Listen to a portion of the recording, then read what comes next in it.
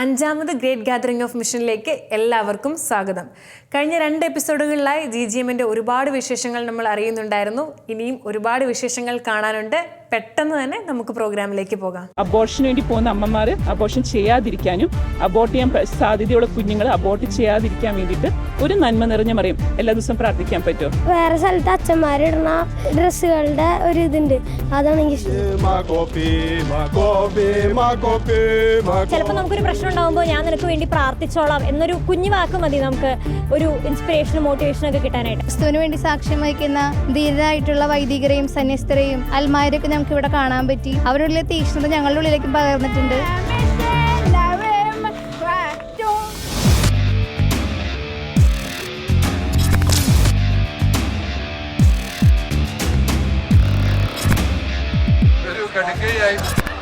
I love Jesus. I love Jesus.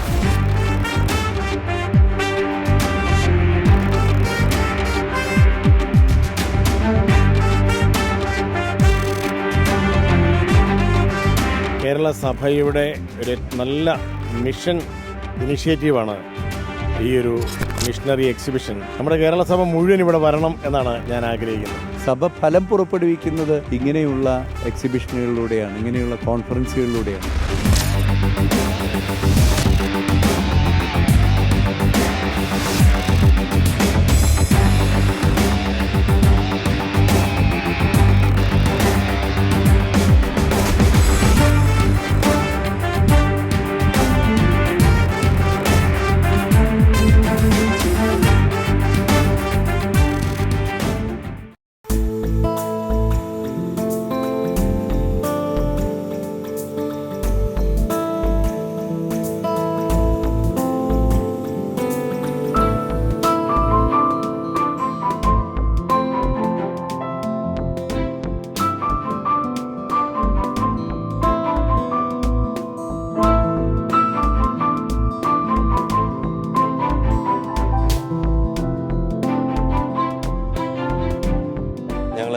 Shamshabad രൂപതയിൽ നിന്നാണ്. ശംഷാബാദ് രൂപത എന്ന് പറയുന്നത് ഇന്ത്യയിലെ തന്നെ ഏറ്റവും വലിയൊരു രൂപതയാണ്. ഏറ്റവും വലിയ രൂപത എന്ന് പറയുന്നത് ഒരുപാട് സമ്പത്ത് കൊണ്ടല്ല, മറിച്ച് നമ്മുടെയൊക്കെ നാട്ടിലെ ഒരു രൂപത എന്ന് പറയുന്നത് 1, 2 അല്ലെങ്കിൽ കൂടിപ്പോയ ഒരു 5 ജില്ലകളാണ് അതിൻ്റെ ടെറിട്ടറി വൈസിൽ വരുന്നത്. പക്ഷേ ശംഷാബാദ് എന്ന് പറയുന്നത് കേരളം പോലെയുള്ള മേ ബി അതിനേക്കാൾ വലിയ രൂപതകൾ, വലിയ സംസ്ഥാനങ്ങളുള്ള 23 സംസ്ഥാനങ്ങളുള്ള ഒരു രൂപതയാണ്.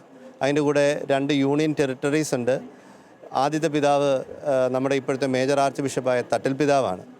ഞങ്ങൾക്ക് 2 തരം മിനിസ്ട്രികളാണുള്ളത്. ഒന്ന്, നമ്മുടെ നാട്ടിൽ നിന്നൊക്കെ നമ്മുടെ സഹോദരങ്ങളായിട്ടുള്ളവർ, കേരളത്തിന് പുറത്ത് ജോലി ചെയ്യുന്നവർ, പഠിക്കാൻ പോയവർ, അവർക്ക് വേണ്ടിയിട്ടുള്ള അവരുടെ സ്വന്തം ലിറ്റർജിയിൽ, അവരുടെ സ്വന്തം റൈറ്റിൽ അവർക്ക് വേണ്ട ശുശ്രൂഷകൾ ചെയ്തു കൊടുക്കുന്നു. അവർക്ക് വേണ്ട കുദാശകൾ പരികർമ്മം ചെയ്യാനുള്ള അവസരങ്ങൾ ഉണ്ടാക്കി കൊടുക്കുന്നു. അവരുടെ കമ്മ്യൂണിറ്റീസുകൾ അവരെയൊക്കെ ഒരുമിച്ച് ചേർത്ത് നിർത്തുന്ന ഒരു ശുശ്രൂഷയാണ്. അതിനേക്കാൾ ഉപരി ഞങ്ങൾ ചെയ്യുന്ന രണ്ടാമത്തെ ശുശ്രൂഷ എന്ന് പറയുന്നത് ആദ്യന്തസ് മിഷനാണ്. അതായത് ലോകത്തിൻ്റെ അതിർത്തികൾ വരെ പോകാൻ കർത്താവ് തന്ന ആഹ്വാനം അനുസരിച്ച് പ്രവർത്തിക്കുന്ന ഒരു ശുശ്രൂഷയാണ്. ഞങ്ങളുടെ രൂപതയിൽ ഞങ്ങൾ പട്ടം സ്വീകരിച്ചപ്പോൾ ഞങ്ങളോട് പിതാവ് വ്യക്തമായിട്ട് പറഞ്ഞിട്ടുണ്ടായിരുന്ന ഒരു ശുശ്രൂഷയും കൂടെ ആയത്, നിങ്ങൾ മലയാളികൾക്ക് വേണ്ടി ശുശ്രൂഷ ചെയ്യാൻ വേണ്ടി വരുന്നവരായിരിക്കരുത്, മറിച്ച് ലോകത്തിൻ്റെ അതിർത്തികൾ വരെ. ഒരുപക്ഷെ ഞാനൊക്കെ ഇപ്പോൾ ജോലി ചെയ്യുന്ന സ്ഥലങ്ങളിൽ എനിക്ക് അങ്ങനെ ഒരു ഫീലിംഗ് കിട്ടാറുണ്ട്. ലോകത്തിൻ്റെ അതിർത്തികൾ വരെ, അതായത് ഏറ്റവും ഇൻറ്റീരിയർ ആയിട്ടുള്ള ചില വില്ലേജുകളിലൊക്കെ ജോലി ചെയ്യുമ്പോൾ അങ്ങനെ ഒരു ഫീലിംഗ് ഞങ്ങൾക്ക് കിട്ടാറുണ്ട്. ഈശോയെ അറിയാത്തവരുടെ ഇടയിൽ ഈശോയ്ക്ക് വേണ്ടി ശുശ്രൂഷ ചെയ്യാൻ വേണ്ടി ഇറങ്ങിത്തിരിക്കുക. ഒരുപാട് സൗകര്യങ്ങളുടെ കുറവുകളുടെ മധ്യത്തിൽ ജീവിക്കുന്നവരാണ്. പക്ഷേ ഒരുപാട് സന്തോഷത്തോടു കൂടി പൗരോഹിത്യ ശുശ്രൂഷ ചെയ്യാൻ ഈശോയുടെ ഈശോ തന്ന ആ ഒരു ആഹ്വാനം അനുസരിച്ച് ജീവിക്കാൻ പറ്റുന്ന ഒരു വലിയ ശുശ്രൂഷ ഞങ്ങൾക്ക് അവിടെ ചെയ്യാൻ സാധിക്കുന്നുണ്ട്. ഞാനിപ്പോൾ വർക്ക് ചെയ്യുന്നത് ആന്ധ്രയുടെ അനന്തപൂർ എന്ന് പറയുന്ന ജില്ലയിലെ കർണാടകയോട് ചേർന്ന് കിടക്കുന്ന റായ്ദുർഗം എന്ന് പറഞ്ഞ സ്ഥലത്താണ്. ഒരു ഇൻറ്റീരിയർ പ്ലേസാണ്. എനിക്ക് ഒരു ബസ് സർവീസിനോ അല്ലെങ്കിൽ ഒരു എന്തെങ്കിലും ഇമ്മീഡിയറ്റ് ആയിട്ടുള്ള എന്തെങ്കിലും ഒരു ആവശ്യത്തിനോ വേണ്ടി എത്തണമെന്നുണ്ടെങ്കിൽ ഒരു 24 കിലോമീറ്ററോളം ഷെയർ ഓട്ടോയിൽ യാത്ര ചെയ്യേണ്ട അവസ്ഥയുണ്ട്. ആ വില്ലേജിനെ കണക്ട് ചെയ്യുന്നത് ഷെയർ ഓട്ടോയിലൂടെയാണ്. പക്ഷേ അവിടെയുള്ള ആൾക്കാരെന്ന് പറയുന്നത് വളരെ ബാക്ക്വേർഡ് ആയിട്ടുള്ളവരാണ്. അവരെയൊക്കെ പുനരുദ്ധരിക്കാൻ, വിശ്വാസത്തിൽ പുനരുദ്ധരിക്കാനാണ് ഞാൻ മാക്സിമം ട്രൈ ചെയ്തുകൊണ്ടിരിക്കുന്നത്. രൂപതയ്ക്ക് സ്വന്തമായിട്ടുള്ള 20 അച്ഛന്മാരിൽ അധികം പേരും തന്നെ ഇങ്ങനെയുള്ള മിനിസ്ട്രിയിലാണ് ശുശ്രൂഷ ചെയ്യുന്നത്. അതായത് വില്ലേജുകളിൽ ഞങ്ങൾ മലയാളികളായിട്ടുള്ള കമ്മ്യൂണിറ്റികളിൽ ഞങ്ങളുടെ രൂപതയിൽ നിന്നുള്ള അച്ഛന്മാരെ അപ്പോയിൻറ്റ് ചെയ്യുമ്പോഴത്തേക്ക് ഈ 20 അച്ഛന്മാരെ കൊണ്ട് 23 സംസ്ഥാനങ്ങൾ ജോലി ചെയ്യാൻ സാധിക്കത്തില്ല. പക്ഷേ ഈ 23 സംസ്ഥാനങ്ങളിൽ മലയാളികളുടെ കൂട്ടായ്മയിലൊക്കെ വർക്ക് ചെയ്യുന്നതെന്ന് പറയുന്നത് നമ്മുടെ നാട്ടിൽ നിന്നൊക്കെ 3-5 വർഷത്തേക്കൊക്കെ ശുശ്രൂഷ ചെയ്യാനായിട്ട് കടന്നു വന്നിരിക്കുന്ന അച്ഛന്മാരാണ്. അവരാകുമ്പോൾ പിന്നെ അധികം മലയാളം അല്ലാതെ മറ്റു ഭാഷകളൊന്നും പഠിക്കേണ്ട ആവശ്യം വരുന്നില്ല. അപ്പോൾ സ്വന്തമായിട്ടുള്ള അച്ഛന്മാർക്ക് തന്നേക്കുന്ന വെല്ലുവിളിയാണ് അവരുടെ ലോക്കൽ ലാംഗ്വേജൊക്കെ പഠിച്ചിട്ട് അവരുടെ കൂടൊപ്പം ജീവിക്കാൻ വേണ്ടിയിട്ടുള്ള ഒരു വിളി ഞങ്ങൾക്ക് തന്നിട്ടുണ്ട്. അവരോടൊപ്പം ആയിരുന്നുകൊണ്ട് ജീവിക്കാൻ സന്തോഷത്തോടു കൂടി ആയിരിക്കാൻ സാധിക്കുന്നുണ്ട്. എൻ്റെ കൂടെ ഞാൻ ശുശ്രൂഷ ചെയ്യുന്ന വില്ലേജിൽ നിന്നുള്ള 3 മക്കളെ ഞാൻ കൊണ്ടുവന്നിട്ടുണ്ട്. ഇതിന് വേണ്ടിയിട്ടായിട്ട് കൊണ്ടുവന്നതൊന്നുമല്ല, മറിച്ച് ഒരു സർപ്രൈസ് ഗിഫ്റ്റ് കൊടുത്തതാണ്. അവരെല്ലാ ദിവസവും പള്ളി വരുന്നവരായിരുന്നു. അവർ പ്രതീക്ഷിക്കാത്ത, അവരുടെ ജീവിതത്തിൽ സ്വപ്നം കാണാൻ പറ്റാത്ത ഒരു സംഭവമായിരുന്നു കേരളത്തിലേക്ക് വരിക എന്നുള്ളത്. അന്നേരം ഞാൻ അവരോട് പറഞ്ഞു, ഇന്ന് നിങ്ങൾ കുർബാനയ്ക്ക് വന്നല്ലേ, കുറച്ച് ദിവസമായിട്ട് നിങ്ങൾ കുർബാനയ്ക്ക് വരുന്നുണ്ടല്ലോ, നിങ്ങൾക്കൊരു സർപ്രൈസ് ഗിഫ്റ്റ് തരാം, നിങ്ങൾ എൻ്റെ കൂടെ കേരളത്തിലേക്ക് വരുന്നു എന്ന് ചോദിച്ചു. അത് ഒരു കുർബാനയുടെ ഇടയ്ക്ക് തോന്നിയ ഒരു തോന്നൽ മാത്രം. അവരതിനോട് റെസ്പോണ്ട് ചെയ്തു, അവരെൻ്റെ കൂടെ വന്നു. ഇതൊരു എക്സ്ചേഞ്ച് ഓഫ് ഫെയ്ത്താണ്. അവർ 1 വർഷമേ ആയിട്ടുള്ളൂ മാമോദീസ സ്വീകരിച്ചിട്ട്. ആ 1 വർഷത്തിനുള്ളിൽ മാമോദീസ സ്വീകരിച്ച് അവർ ഈ നമ്മുടെ ആ ഫെയ്ത്ത് പ്രാക്ടീസസ്, നമ്മുടെ പള്ളികൾ അതൊക്കെ ഒന്ന് കാണാനുള്ള ഒരു സാഹചര്യം അവർക്ക് ഒരുക്കി കൊടുക്കുകയാണ്. ഈ ഫിയാത്ത് മിഷൻ്റെ ഈ ഒരു എക്സിബിഷൻ അത് അവരെ ഒരുപാട് സഹായിച്ചിട്ടുണ്ട്. ఒకసారి ఇక్కడికి వస్తావా? തെലുങ്ക് മാത്രമാണ് അവർക്ക് അറിയാവുന്നത്. അവർക്ക് മലയാളമോ ഇംഗ്ലീഷോ ഒന്നും അറിയത്തില്ല. ഞാൻ പറഞ്ഞില്ലേ, അവർ ഇച്ചിരി ബാക്ക്വേർഡ് ആയിട്ടുള്ളൊരു സ്ഥലത്തു നിന്നായിരുന്നു. പക്ഷേ അവർ they are really grown in faith. ഇത് ആനന്ദമൂർത്തി എന്നാണ് ഇദ്ദേഹത്തിൻ്റെ പേര്. మీ జ్ఞానస్నాన పేరు ఏమండి? పౌలోస్. మీది? ജോസഫ്. യോഹാനു. ഇവരുടെ ബാപ്റ്റിസത്തിൽ മാമോദിസായിൽ സ്വീകരിച്ച പേരുകളാണിത്. ഇവർ കണ്ടാൽ അത്ര മുഴുപ്പൊന്നുമില്ലെങ്കിലും ഇവർ 10ാം ക്ലാസ് കഴിഞ്ഞവരാണ്. 10ാം ക്ലാസ് പരീക്ഷ എഴുതി കഴിഞ്ഞ് ഇപ്പോൾ വീട്ടിൽ നിന്നിരുന്ന സമയത്താണ് ഞാൻ ഇവരെ ഇങ്ങോട്ട് കൂട്ടിക്കൊണ്ട് വന്നത്. ഇവർക്ക് ശരിക്കും പറഞ്ഞാൽ കിട്ടിയ ഒരു വലിയൊരു എക്സ്പോഷറാണ് ഫിയാത്ത് മിഷൻ്റെ ഈ ഒരു എക്സിബിഷൻ. അത് ആ റൈറ്റ് ടൈമിൽ അവർക്ക് അതിൽ പങ്കെടുക്കാൻ സാധിച്ചു. അവരുടെ വിശ്വാസത്തെ വർദ്ധിപ്പിക്കാൻ സാധിച്ചു. അവർക്ക് കേരള കൾച്ചർ ഓഫ് ഫെയ്ത്ത് അവർ ഇൻകൾക്കേറ്റ് ചെയ്തിട്ടുണ്ടെന്ന് ഞാൻ മനസ്സിലാക്കുകയാണ്. അവർ വൈകുന്നേരങ്ങളിൽ എന്നോട് സംസാരിക്കും. അവർ പറഞ്ഞു how beautiful it is to be here. അന്നേരം ആ ഒരു സന്തോഷമുണ്ട്. ഞങ്ങൾ ആദ്യമൊക്കെ ആ വില്ലേജിൽ ചെല്ലുമ്പോൾ ഞങ്ങൾക്ക് ഇവരുടെ ലാംഗ്വേജ് ഒന്നും അറിയത്തുണ്ടായില്ല. അന്നേരം ഞങ്ങൾ മലയാളത്തിലൊക്കെ, ഞങ്ങളുടെ അച്ഛന്മാരും മലയാളത്തിലൊക്കെ കുർബാന ചൊല്ലിയിരുന്നത്. അത് കേട്ട് കുർബാനയുടെ ചില പാട്ടുകളും പ്രാർത്ഥനകളും ഒക്കെ അവർ പഠിച്ചിട്ടുണ്ട്. ഞാൻ അവരോട് പാട്ട് പാടാൻ ആവശ്യപ്പെടാം. ഒരുപക്ഷെ ഇത് ലിറ്റർജിയിൽ അച്ഛന്മാർ പാടുന്ന, കുർബാനയിൽ പാടുന്ന പാട്ടായിരിക്കാം. പക്ഷേ അവർ അത്രയും തീഷ്ണതയോടുകൂടി അതിനെ സ്വീകരിച്ചിട്ടുണ്ടെങ്കിൽ അവർക്ക് കുർബാനയോടുള്ള താല്പര്യം അതൊന്ന് നമുക്കൊന്ന് കേട്ടു നോക്കാം അല്ലേ? ജീവൻ നൽകും ദൈവികമാം പരിപാവനമേ ബലിവറിയായി നാദനസ്തുതിയും ബഹുമതിയും നമ്മൾക്ക് ക്ഷണിച്ചല്ലോ. പ്രീതികരന്യു ഗാന്ധിത്തിൽ സ്വർഗീയോഷ്ലിക് നഗരത്തിൽ മാലാക്കാമാരുത്തുവനം ഭാഗം നമ്മൾ കരുളട്ടെ. നമ്മിൽ ലോകം മുനിവരിലും സഭയിലും തനയരിലും നാഥൻ മനനിര ചുരിയട്ടെ ഇപ്പോഴും എപ്പോഴും എന്നേക്കും. നമ്മുടെ കർത്താവായ ഈശോ മിശിഹായുടെ കൃപയും പിതാവായ ദൈവത്തിൻ്റെ സ്നേഹവും പരിശുദ്ധാത്മാവിൻ്റെ സഹവാസവും നമ്മെല്ലാവരും ഉണ്ടായിരിക്കട്ടെ എപ്പോഴും എപ്പോഴും എന്നേക്കും. അവരിതെല്ലാം പഠിച്ചെടുത്തത് നമ്മളാരും അവരെ പഠിപ്പിച്ചിട്ടോ എഴുതി പഠിപ്പിച്ചിട്ടോ ഒന്നുമല്ല. നമ്മൾ പ്രാർത്ഥിക്കുന്ന പ്രാർത്ഥനകളും അതും എല്ലാം അവർ ഒരുപാട് ആഗ്രഹത്തോടു കൂടി തീഷ്ണതയോടുകൂടി സ്വീകരിച്ചവരാണ്. ഇവരെ പോലെ ഈശോയെ അറിയാൻ ആഗ്രഹിക്കുന്ന ഒരുപാട് പേര് ആ വില്ലേജിലുണ്ട്. ആന്ധ്രാപ്രദേശിൻ്റെയും കർണാടകയുടെയും ഒറീസയുടെയും ബോർഡറുകളിലും ഉൾപ്രദേശങ്ങളിലൊക്കെയുണ്ട്. അവിടെ ഈ 20 അച്ഛന്മാരെ കൊണ്ട് ശംഷാബാദ് രൂപതയ്ക്ക് എത്തിച്ചേരാൻ പറ്റത്തില്ല. അതുകൊണ്ട് തന്നെ ശംഷാബാദ് രൂപത എന്ന് പറയുന്നത് ശംഷാബാദ് രൂപതയുടെ സ്വന്തം എന്ന് പറയുന്നത് ഒരു രൂപതയല്ല, മറിച്ച് സീറോ മലബാർ സഭയുടെ മൊത്തത്തിലുള്ളൊരു രൂപതയാണ്. സീറോ മലബാർ സഭയുടെ എല്ലാ രൂപതകളിൽ നിന്നുള്ള അച്ഛന്മാരും ശംഷാബാദ് രൂപതയിൽ ജോലി ചെയ്യുന്നുണ്ട്. അവിടേക്ക് 20 അച്ഛന്മാരെന്നുള്ളത് 200 പേര് അച്ഛന്മാരായിട്ട് വന്നാൽ പോലും തികയാത്ത രീതിയിൽ നമുക്ക് ശുശ്രൂഷ ചെയ്യാനുള്ള മേഖലകളുണ്ട്, സാധ്യതകളുണ്ട്. നമ്മുടെ കേരള സഭയിൽ നിന്ന് ഒരുപാട് ദൈവവിളികൾ ഉണ്ടാകട്ടെ എന്ന് പ്രാർത്ഥിക്കുന്നു. ഒരുപാട് ദൈവവിളികൾ ശംഷാബാദിലേക്ക് ഉണ്ടായാൽ നമുക്ക് സഭയെ ഒരുപാട് പ്രഘോഷിക്കാൻ സാധിക്കും. വെല്ലുവിളികൾ നിറഞ്ഞ ഈ കാലഘട്ടത്തിൽ മഴയത്തും വെയിലത്തും ചൂടത്തുമൊക്കെ കർത്താവിന് വേണ്ടി യാതൊരു മടിയും കൂടാതെ സുഖസൗകര്യങ്ങൾ നോക്കി വരുന്നവരാകാതെ ഒരുപാട് തീഷ്ണതയോടുകൂടെ വെല്ലുവിളികൾ ഏറ്റെടുക്കുന്ന ഒരുപാട് ദൈവവിളികളുണ്ടാകട്ടെ. ഇതുപോലെയുള്ള മക്കൾക്ക് ഒരുപാട് ശുശ്രൂഷ ചെയ്യാൻ അവർക്കൊരു ജസ്റ്റ് കൈവെപ്പ് മാത്രം മതി, അവർക്കൊരു പ്രാർത്ഥന മാത്രം മതി. അത് മാത്രമേ ആഗ്രഹിക്കുന്നുള്ളൂ. അങ്ങനെയുള്ള ചെറിയ ലളിതമായ ശുശ്രൂഷകളിലൂടെ ഈശോയെ പ്രഘോഷിക്കുവാൻ ഒരുപാട് പേരെ ആഹ്വാനം ചെയ്യുന്നു. അതുപോലെ തന്നെ വൈദികരാകാൻ സാധിച്ചില്ലെങ്കിൽ പോലും കുടുംബങ്ങളായിട്ടും അൽമായരായിട്ടും ഒക്കെ മിഷനിൽ വന്ന് താമസിച്ച് മിഷന് വേണ്ടി പ്രാർത്ഥിച്ച് മിഷനെ വളർത്താൻ നിങ്ങൾക്കൊക്കെ സാധിക്കട്ടെ എന്ന് ആഗ്രഹിക്കുകയും പ്രാർത്ഥിക്കുകയും ചെയ്യുന്നു. ഒരുപാട് സന്തോഷം. Thank you so much. ഈ ഒരു പ്രതിസന്ധിയുടെ കാലഘട്ടത്തിൽ ഭാരതം മുഴുവൻ ഈശോയെ പ്രഘോഷിക്കുന്നവരുടെ വഴികൾ അടയ്ക്കാൻ വേണ്ടി കൂടുതൽ ആൾക്കാർ പ്രയത്നിക്കുന്നൊരു സമയത്താണ് ഈശോയ്ക്ക് വേണ്ടി ലോകം മുഴുവൻ സേവനമർപ്പിക്കുന്ന നല്ല മിഷണറിമാർ ഇപ്പോഴും ആവേശത്തോടു കൂടി വചനപ്രഘോഷണം നടത്തുന്നു എന്നുള്ളതിൻ്റെ തെളിവ് നൽകുകയാണ് ഈ വിജയം. അപ്പോൾ ഇതൊരു വലിയ സാക്ഷ്യമാണ്. അതുകൊണ്ട് കേരള സഭ എല്ലാം ഇവിടെ വരണം, ഇത് കാണണം. നമ്മുടെ മിഷൻ പ്രദേശങ്ങളിൽ എത്ര ആവേശത്തോടെയാണ് നമ്മുടെ മിഷണറിമാർ സേവനമർപ്പിക്കുന്നത്. യഥാർത്ഥത്തിൽ നമ്മുടെ കേരള സഭയുടെ ഒരു സമൃദ്ധിയുടെ ചിഹ്നമാണ്. എല്ലാം മലയാളികളാണ്. ഇവിടെയുള്ള സിസ്റ്റേഴ്സും അച്ഛന്മാരും മിഷണറിമാരായിട്ട് സേവനമർപ്പിക്കുന്നവരെല്ലാവരും തന്നെ മലയാളികളാണ്, വലിയൊരളവ് മലയാളികളാണ്. അപ്പോൾ നമ്മുടെ കേരള സഭയുടെ ഒരു സമൃദ്ധിയാണ്. എത്രയോ വിശ്വാസത്തിൽ ആഴമുള്ള കുടുംബങ്ങളിൽ നിന്നാണ് ഇതുപോലെയുള്ള പുതിയ മുളകൾ, മിഷൻ മുളകൾ പൊട്ടി വരുന്നതെന്ന് ഞാൻ വിചാരിക്കുകയാണ്. കാരണം ഞാൻ പല മിഷൻ പ്രദേശങ്ങളിൽ സന്ദർശിച്ചിട്ടുണ്ട്. അവിടെയെല്ലാം നമ്മുടെ മിഷണറിമാരിൽ നിന്ന് വിശ്വാസം സ്വീകരിച്ച് 50-30 വർഷമൊക്കെ ആയ കുടുംബങ്ങളിൽ നിന്നാണ് സിസ്റ്റേഴ്സൊക്കെ വരുന്നത്. പക്ഷേ കേരളത്തിൽ നമ്മുടെ 2000 വർഷത്തെ തോമാസ് ലീഗായുടെ ആ വലിയ വിശ്വാസ പൈതൃകത്തിൻ്റെ ഒരു വഴിയിലാണ് മക്കൾ ധാരാളമായി ഈശോയ്ക്ക് വേണ്ടി ജീവിതം സമർപ്പിച്ചുകൊണ്ടിരിക്കുന്നത്. അത് നമുക്കൊരു പുതിയ ചൈതന്യവും പുതിയ ദർശനവും തരണം. പ്രത്യേകിച്ച് കേരള സഭയുടെ ഇന്നത്തെ, പ്രത്യേകിച്ച് സീറോ മലബാർ സഭയുടെ ഇന്നത്തെ ഈ ഒരു ക്രൈസിസൊക്കെ നമ്മളിവിടെ ഇങ്ങനെ കെട്ടിക്കിടന്നിട്ട് വഴിയെ സ്വയം അടച്ചു കളയുന്നത് കൊണ്ടുണ്ടാകുന്ന സംഘർഷമാണെന്നാണ് ഞാൻ വിചാരിക്കുന്നത്.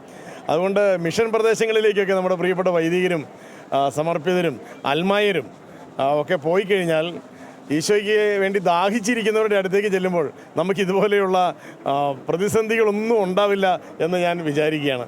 അതുകൊണ്ട് നമ്മുടെ ഫിയാത്ത് മിഷനെയും ഇത് സംഘടിപ്പിക്കാനായിട്ട് സഹകരിക്കുന്ന ജെറൂസലേം ധ്യാന കേന്ദ്രത്തെയും ഇതിനോട് സഹകരിക്കുന്ന നമ്മുടെ KCBCയുടെ ബിഷപ്പ് കൗൺസിലും മറ്റെല്ലാം ബൈബിൾ കമ്മീഷൻ, മീഡിയ കമ്മീഷൻ എല്ലാവരും കൂടെ സഹകരിച്ചാണ് ചെയ്യുന്നത്.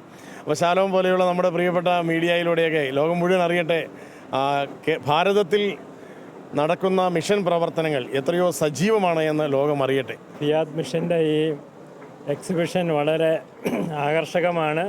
അനേകരിലേക്ക് ഭാരതസഭയുടെ പ്രേക്ഷിത പ്രവർത്തനത്തിൻ്റെ വിവിധ മുഖങ്ങൾ വളരെ വ്യത്യസ്തമായ രീതിയിൽ, ആകർഷകമായ രീതിയിൽ ഇവിടെ രൂപീകരിക്കപ്പെട്ടിട്ടുണ്ട്. അത് കൂടുതൽ ആൾക്കാരിലേക്ക് എത്തിക്കുവാനും ഇനിയും അനേകർ ഇവിടെ വന്ന് കണ്ട് സഭ എന്ത് ചെയ്യുന്നു എന്ന് കൂടുതൽ അടുത്തറിയുവാനും മനസ്സിലാക്കുവാനും നാം കേൾക്കുന്ന വലിയ വിവാദങ്ങളല്ല, അതിനപ്പുറത്ത് നന്മകളുടെ ഒരു വലിയ കൂടാരം ഭാരതസഭയിൽ കേരള സഭയും സഭയിലെ വിവിധ സന്യാസ സഭകളും ചെയ്യുന്നുണ്ട് എന്നതിൻ്റെ ഒരു വ്യക്തമായ ദൃശ്യ ആവിഷ്കാരമാണ്, ഒരു പ്രദർശനമാണ് ഈ ഫിയാത്ത് മിഷൻ എന്ന് പറയുന്നതിൽ അതിയായ സന്തോഷമുണ്ട്. ഇത് നടത്തുന്ന, ഇതിന് മുൻകൈ എടുത്തിട്ടുള്ള എല്ലാവരെയും പ്രത്യേകമായിട്ട് അഭിനന്ദിക്കുന്നു. അനേകർ യേശുവിലേക്ക് ഇതുവഴി എത്തട്ടെ എന്ന് പ്രാർത്ഥിക്കുകയും ചെയ്യും. പ്രൈസ് അലോർഡ്. പ്രിയപ്പെട്ടവരെ, ഇന്ന് നമ്മുടെ കൂടെ ആയിരിക്കുന്നത് ബ്രദർ രാജു കെ ഡേവിഡ്. ഞാൻ ഏറ്റവും അധികം ഇഷ്ടപ്പെടുകയും ആദരിക്കുകയും ചെയ്യുന്ന വ്യക്തിയാണ്. മറ്റൊന്നുമല്ല, കേരളത്തിൽ ആദ്യമായിട്ട് വിവിധ ഇടവകളിൽ നിന്ന് ഒരുമിച്ച് കുട്ടികളെ കൂട്ടി കൺവെൻഷൻ ആദ്യം തുടക്കമിട്ടത് രാജു ബ്രദറാണ്. 89 തൃശ്ശൂർ ഉണ്ണീശോ പള്ളിയിൽ വെച്ച് ആദ്യമായിട്ട് വിവിധ ഇടവകളിൽ ഒന്ന് വെച്ചുമാണ്. അന്ന് ആ ശുശ്രൂഷയ്ക്ക് പോകാനും നേതൃത്വം കൊടുക്കാൻ ഇവിടെ വരുത്തി. അന്ന് മുതൽ എനിക്ക് ഞങ്ങൾ തമ്മിൽ 87 മുതൽ പരിചയപ്പെടുന്നതാണ്. വളരെ സന്തോഷമുണ്ട്. കേരളത്തിലെ വിവിധങ്ങളായ ശുശ്രൂഷകൾക്ക് തുടക്കമിടാൻ ദൈവം ഉപയോഗിച്ച വ്യക്തിയാണ്.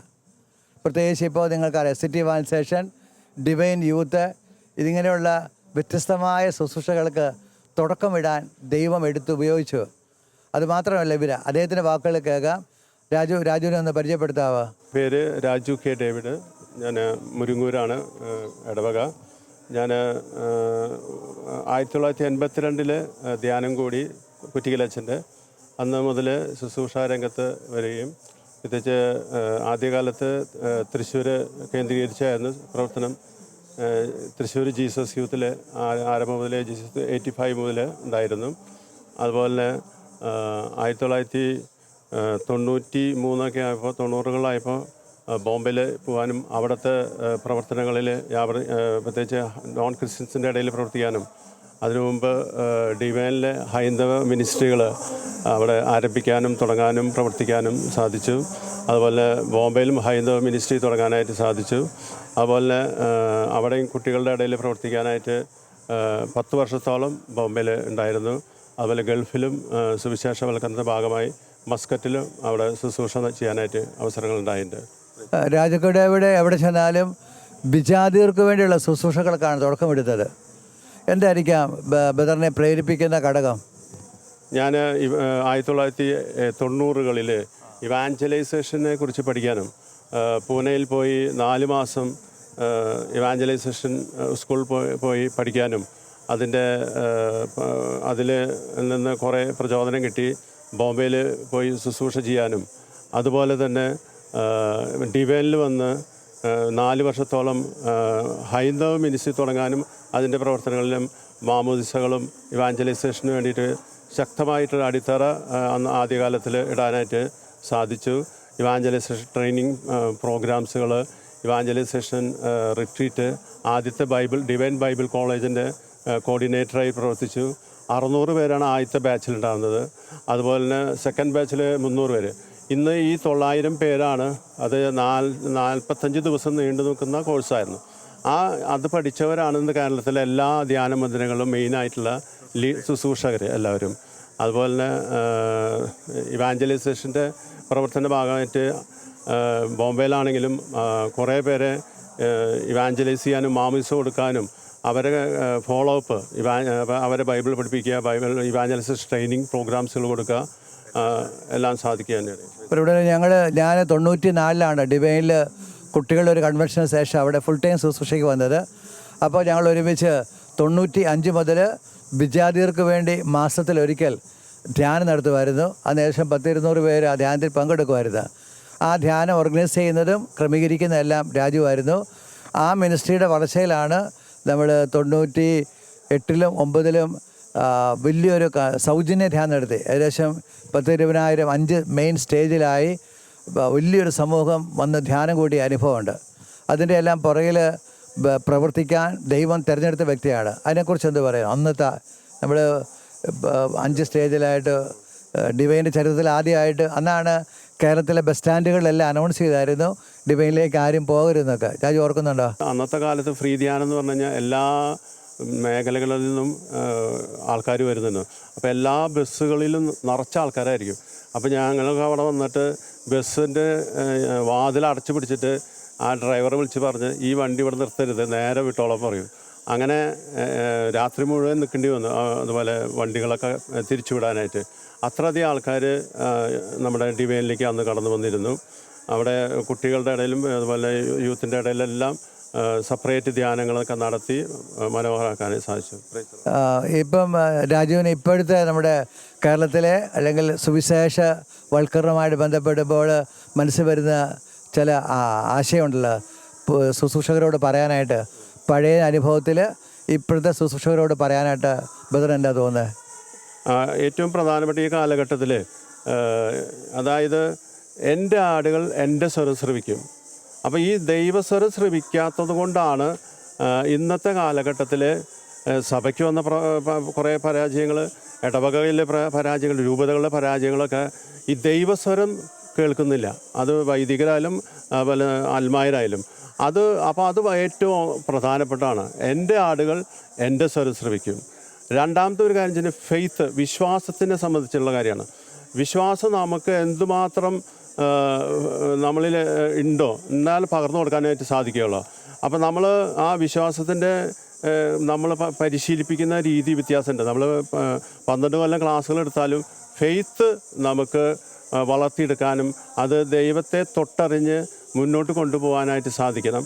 അതുപോലെ തന്നെ നമ്മുടെ വചനം പഠന രീതി, അതുപോലെ തന്നെ പ്രാർത്ഥനാ രീതി, ഇതെല്ലാം നമ്മൾ കുറേ സമയം ഇരുന്ന് ആരാധിക്കാനും പ്രാർത്ഥിക്കാനൊക്കെ ഒരു പ്രാക്ടീസൊക്കെ ഇന്ന് പുതിയ തലമുറയ്ക്ക് കിട്ടണം. എങ്കിലാണ് ഇതൊക്കെ നടക്കുകയുള്ളൂ. ഇപ്പോൾ ഇവിടെ ആടുകൾ ഇടയൻ്റെ സ്വരം ശ്രവിക്കുന്നു. രാജ്ഭദ്ര പറഞ്ഞത് ഒരു വഴിക്ക് ശരിയാണ്. ഇപ്പോഴത്തെ ശുശ്രൂഷകരായ നമ്മളെ സംബന്ധിച്ചോളം തിരക്കിൽ നമ്മൾ ഓടുന്നു, പലപ്പോഴും ഇടയൻ്റെ സ്വരം കേൾക്കുന്നില്ല. അതിനാൽ ഈ കാലഘട്ടത്തിൽ ഇടയൻ്റെ സ്വരം, ദൈവത്തിൻ്റെ സ്വരം കേട്ട് നമ്മുടെ മിനിസ്ട്രികളെയും ശുശ്രൂഷകളെയും ക്രമീകരിക്കുക. യേശു ഈ കാലഘട്ടത്തിലും നമ്മളെ എടുത്ത് ഉപയോഗിക്കും. അനേക ശുശ്രൂഷകൾക്ക് തുടക്കമിട്ട city evangelisation, divine youth movement, അതോടൊപ്പം കുട്ടികൾക്കായിട്ടുള്ള കൺവെൻഷനുകൾ, അങ്ങനെ രാജുവിനെക്കുറിച്ച് പറഞ്ഞാൽ പ്രത്യേകിച്ച് വിദ്യാർത്ഥികൾക്ക് വേണ്ടിയുള്ള ശുശ്രൂഷകൾ, അതൊന്നും ആരും ചെയ്യാത്തതാണ്. പ്രത്യേകിച്ച് രാജുഭദ്ര പരകച്ചൻ്റെ കൂടെയുള്ള ശുശ്രൂഷയാണ് വാസ്തവത്തിൽ പ്രിയപ്പെട്ടവരെ അനേക വിദ്യാർത്ഥികൾക്ക് ക്രിസ്തുവിനെ അറിയുവാൻ ഇടവരുത്തിയത്. അവിടെ നമുക്ക് ഈ മകനെ ഓർത്ത് നന്ദി പറയാം. മകനോട് ചേർന്ന് നമുക്ക് പ്രാർത്ഥിക്കാം. കർത്താവിൻ്റെ വലിയ സ്നേഹത്തെ ഓർത്ത് നന്ദി പറയുന്നു. ഭാരത സുവിശേഷത്തിന് പ്രവർത്തിച്ച തോമാസ് ലീഹായെ നിന്നെ പിന്തുടർന്നുകൊണ്ട് ഈ കേരള മക്കൾ ഞങ്ങളെല്ലാവരും ആ തീക്ഷ്ണതയിലേക്ക് കടന്നു വരുവാനായിട്ട് പ്രാർത്ഥിക്കുന്നവരായി, സുവിശേഷം പങ്കുവയ്ക്കുന്നവരായി ഞങ്ങളെ ഓരോരുത്തരെയും മാറ്റണമേ. കർത്താവേ, അതിന് തീക്ഷ്ണതയുള്ള ഞങ്ങളെ ഓരോരുത്തരായി മാറ്റണമേ. ഞങ്ങളിൽ ദൈവസ്നേഹം നിറഞ്ഞെങ്കിൽ മാത്രമാണ് കൊടുക്കാനേ സാധിക്കുകയുള്ളൂ. കർത്താവേ, യേശുവിൻ്റെ സ്നേഹം നിറഞ്ഞ് യേശുവിൻ്റെ സന്തോഷം, സമാധാനം ഞങ്ങൾക്ക് നിറച്ച് തന്ന് അത് മറ്റുള്ളവർക്ക് പങ്കുവയ്ക്കാനുള്ള കൃപ ഞങ്ങൾക്ക് ഓരോരുത്തർക്കും, പ്രത്യേകിച്ച് കേരളത്തിലെ എല്ലാ മക്കൾക്കും നൽകണമെന്ന് അങ്ങയോട് ഞങ്ങൾ പ്രാർത്ഥിക്കുന്നു.